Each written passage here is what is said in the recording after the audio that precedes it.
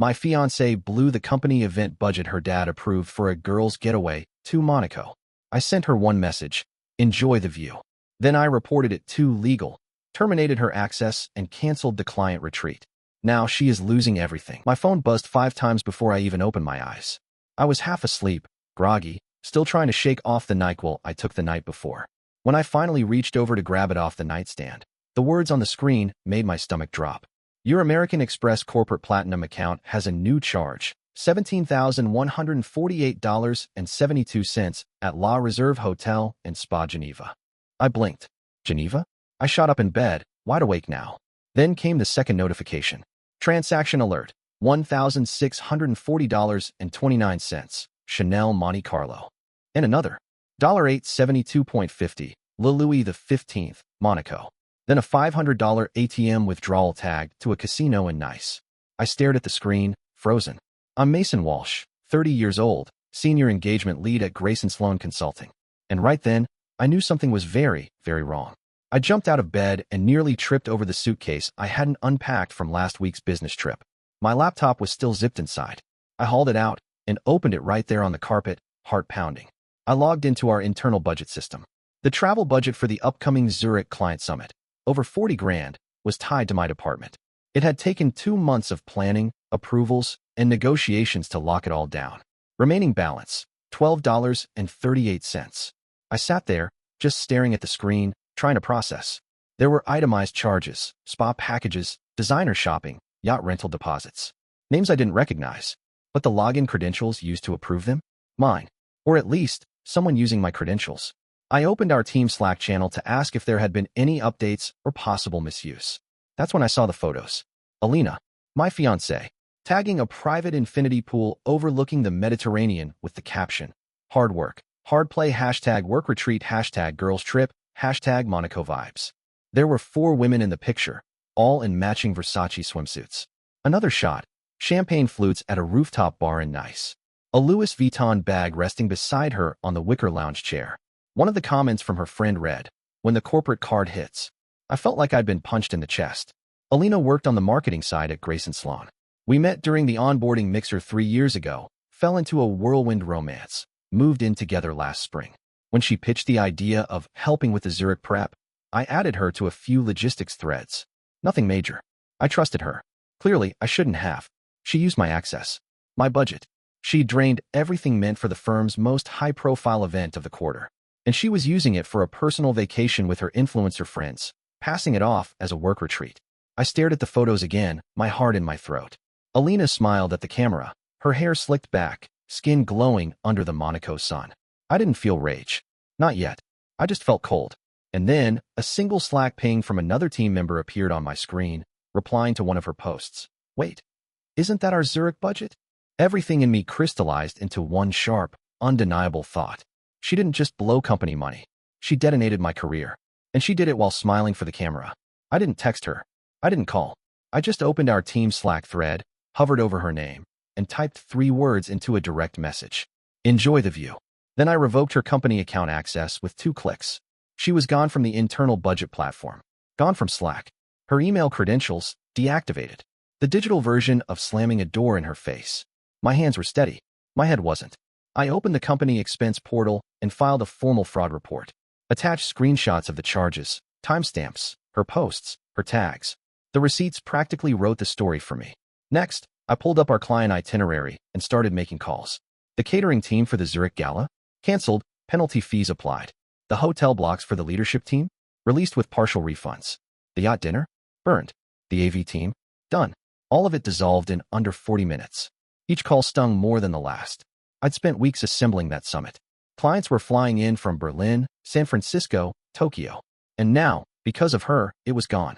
Worse, I was the name on the budget. When the last vendor hung up, I leaned back in my desk chair and rubbed my eyes until stars popped behind my lids. Then I called Jeremy Lin, the senior partner who had personally signed off on the retreat budget. He picked up on the second ring. Hey, Mason, he said, voice casual. Everything okay? I didn't waste time. Something happened, I said flat. The retreat funds have been misused. The entire allocation is gone. Roughly $38,000 spent across European luxury merchants. Silence. Then, say that again. It was done using my access, but not by me. Alina, my fiancée, used my credentials to reroute the entire budget. She's in Monaco right now. The purchases include hotel suites, boutique shopping, cash withdrawals, and what appears to be a spa package tag to a yacht rental. I didn't let him interrupt. I've locked her out of all systems. I've canceled the vendors, eaten the cancellation fees. The client summit is off. I've already reported the misuse to compliance. He didn't say anything for a moment, just a low exhale. Then, calm as ever, send everything to my inbox. Don't edit it. Don't soften it. Just give me the raw version. Okay. I'll take it up with legal and senior ops. And Mason, do not respond to her. Do not reach out. Let it play out. My throat tightened. Understood. He paused before hanging up. I'll be honest. This is bad. But the way you handled it? That's how we separate ourselves from amateurs. Clean. Quick. No emotion. When the call ended, I sat there alone in my condo. The apartment we'd picked together. The walls she painted. The coffee mug she brought back from Lisbon. The shoes by the front door still had her initials on the tags. But I wasn't thinking about any of that. I was thinking about how fast a lie can wreck your whole life if you let it wear your badge. And I wasn't going to let her wear mine again. She landed on a Tuesday. I knew because the building concierge called my unit 20 minutes before it happened. Sir, he said cautiously, there's a woman here trying to access your condo. She says she lives here. Claims there's been a mistake. I closed my laptop without saying a word and walked to the window. From the 22nd floor, I could see her down there. Alina. Hair in a messy bun, oversized sunglasses, dragging 2 Louis Vuitton suitcases like she was returning from vacation, not an international scandal. She was dressed in white joggers and a matching crop top. Her phone pressed to her ear. Then she slammed it into her palm, clearly frustrated. I watched as she tried the building access code twice. Then a third time. Blocked. The concierge stood politely at her side, arms crossed behind his back like he'd been through worse. Then came the outburst. You need to let me in, she shouted. This is my home. My fiancé lives here. I stepped back from the window. My stomach turned at that word. Fiancé. She wasn't crying. Not yet. But I could see the cracks forming. Seconds later, her card was declined at the airport lounge kiosk inside the building. Then again at the Uber terminal. I had canceled her corporate cards, removed her name from the household account. No phone upgrades. No car service. No saved rides. She was cut off, cleanly and completely. Down below, her voice rose again. This time shrill. He's having an episode. I need to get in there. He's not mentally well, okay? That's when I opened the blinds. She froze the second she looked up. Her jaw clenched. One hand curled around the concierge's sleeve like she might drag him upstairs herself. She didn't know I'd been watching the whole time. Then a car pulled up. A black Cadillac Escalade with tinted windows, gliding to a soft stop along the curb. For a second, I thought she'd called a rideshare. But the back door opened, and out stepped Lionel. Her father. Sharp navy blazer. No tie. Hair slicked back. He walked like a man who hadn't run in years but was used to being followed. He walked straight up to her, ignoring the concierge, ignoring the doorman, ignoring her outstretched hands. In his left hand, a printed bank statement. In his right, nothing. Get in the car, he said flatly. Alina blinked, startled. Dad, wait, I can explain. We'll speak at home. I didn't steal it. He said I could use it. Get in the car. She tried one last look at the building, hoping I'd come down, that I'd soften, that I'd say something, anything. I didn't. I just watched as she finally walked to the SUV, climbed inside, and slammed the door. Lionel didn't even wait for her seatbelt. The Escalade peeled off like a quiet threat. And just like that, she was gone. No tears. No apology. No big scene. Just a girl in designer sneakers, sitting in the back of her father's car, realizing for the first time she couldn't buy her way out of this one. The first thing I did was get a bunch of boxes. Not the good ones either. The flimsy kind you get from the post office when you don't care if something breaks.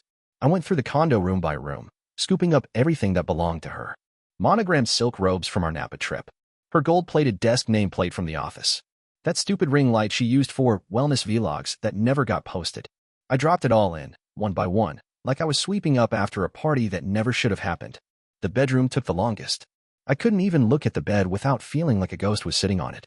So I started sleeping on the couch. That first night, I left the bedroom door closed. After that, I didn't open it again. 2 days later, Lionel called. Hello. I answered, wary. Mason. It's Lionel, he said, calm and direct, like always. I wanted to say thank you. For not dragging her name through the mud publicly. I stayed quiet. She made a mess, he continued. A very expensive, very foolish mess. But you handled it like a professional. Better than I would have at your age. I didn't do it for her, I said. I know. That's why I'm wiring you the full amount from a discretionary family trust. You'll receive it by end of week. You don't have to do that. I do, he said, because she won't be able to for a long time. There was a pause. Then he said, softer, I'm sorry, Mason, for everything. I didn't know what to say, so I just said, thanks. After we hung up, I stared at the boxes stacked by the front door. Her whole life, distilled into 4 containers of curated nonsense. Then the messages started. Angry texts. DMs from Alina's friends. You really blindsided her. You always wanted control. This is emotional abuse, Mason. One girl wrote, you're ruining her life because you couldn't handle being outshined. Outshined? I didn't reply to a single one. Instead, I opened a blank document and started building the report. Every expense, every timestamp, every Slack message. Screenshots of her Instagram stories. A copy of Lionel's promise to repay, timestamped and signed. I wasn't doing it for revenge. I was doing it because someday, some HR manager might ask why she was terminated. And I wanted every single reason sitting right there, neatly paginated and bullet-pointed. By the time I finished, it was 57 pages long. I submitted it to legal and HR at Grace & Sloan, attached a note. All known events are included. Let me know if you need additional documentation. Then I closed the laptop and sat in silence. My apartment was spotless. Cold. Still. No perfume in the bathroom. No espresso machine on the counter. Just me and the echo of what used to be. But for the first time since that Slack message, I wasn't panicking. I was just tired. Bone-deep tired. And maybe, finally, ready to stop cleaning up someone else's mess. I thought it was over. Then I got served at work. I had just finished a call with the Tokyo client, sipping my second coffee of the day, when the receptionist poked her head in. There's a courier here for you. Yeah, send him in. Guy in a windbreaker handed me an envelope and asked me to sign. I didn't even think twice until I read the label. Legal service. Personal delivery required. Inside was a full packet of legal documents. Alina was suing me. Claimant, Alina Romanoff. Basis, domestic cohabitation compensation and emotional damages. Requested relief, $60,000. Cited harm, emotional devastation, financial displacement, and loss of social standing. I scanned the fine print with my jaw locked. Her attorneys, Crosby and Lane, her godmother's boutique firm, were arguing that because we had cohabitated and shared financial obligations, she was entitled to a form of severance for being abruptly cut off. They had included screenshots of our joint grocery delivery receipts, spa bookings, and a 3-month-old Amazon order for houseplants as evidence of our merged domestic life. But the kicker? They claimed my actions had inflicted intentional emotional harm, destroying her professional image and causing social degradation. Social degradation. Because she couldn't tag Chanel bags anymore. I didn't say a word. I just closed the envelope and went home. That night, I pulled together a new packet. 43 pages. I worked straight through dinner. Printouts of her vacation photos, all publicly posted, including captions like client prep, more like pool prep. Screenshots of internal logs showing her login to the budget portal after midnight, hours before the charges began. Corporate guidelines clearly stating personal use of company funds constituted grounds for immediate termination and potential criminal liability. And at the very back, an affidavit signed by Lionel. I confirmed that my daughter Alina Romanoff knowingly misused corporate funds without the knowledge or consent of Mason Walsh. The next morning, I called her godmother's office and asked for a direct contact. A junior associate answered. I'll get her on the line. No need, I said. Just let her know that if this claim isn't dropped within 72 hours, I'll be filing a formal countersuit for fraud and professional misconduct, and I will be naming your firm directly in the complaint. A pause. Sir, I'm not sure that's necessary. Neither was this. 3 days later, I got an email. Subject, notice of withdrawal. Their client, Alina Romanoff, was dropping all claims. No further legal action would be pursued. Attached was a formal retraction, signed and sealed. No apology. No explanation. Just retreat. That evening, I sat on the balcony with a beer in my hand, the city humming beneath me. She really tried it. After everything, after all the trust she burned, she still thought she could twist it around and make me the villain. But that's the thing about liars. They're so used to rewriting the story, they forget some people keep receipts. And mine were airtight. By the end of July, Alina was off the grid. No more rooftop cocktail shots. No more yacht boomerangs. Her Instagram slowly morphed into something unrecognizable, blurry gym selfies, black and white quotes about healing and setting boundaries. Every caption sounded like she'd swallowed a self-help book whole. Her tagged photos told the real story. She was working the front desk at a boutique gym in Studio City. Hair pulled back, no makeup, fake smile. A far cry from Monaco. A friend of a friend mentioned she was rooming with 2 strangers near Sherman Oaks. One of them had a cat that peed on the carpet. The other sold skincare and pyramid schemes. Meanwhile, my condo felt quieter by the day. I kept the lights dim, the furniture sparse. Her artwork? Gone. I sold it all. Abstract prints she insisted gave the place soul. I used the money to repaint the walls and replace the bed. I kept exactly one thing, a chipped coffee mug from Lisbon. Not because it mattered, just because I didn't know what else to do with it. One afternoon, a courier buzzed up. I met him at the lobby desk. Envelope. Signature. No words. Inside was a check for the full amount, reimbursement for the corporate expenses. The attached note was handwritten in heavy black ink. Mason. For your patience. For your dignity. Lionel. That was the last I heard from her family. After that, I filed my final report to HR. Nothing left to say. Just closure. I still got the occasional message from Alina's old circle. People who hadn't heard the full story. People who still thought I'd overreacted. I didn't bother correcting them. Let them believe whatever version helped them sleep. Grayson Sloan gave me the green light to take a sabbatical. 3 months, no check-ins, Jeremy said. You earned it. I booked a one-way ticket to Patagonia. No 5-star hotels.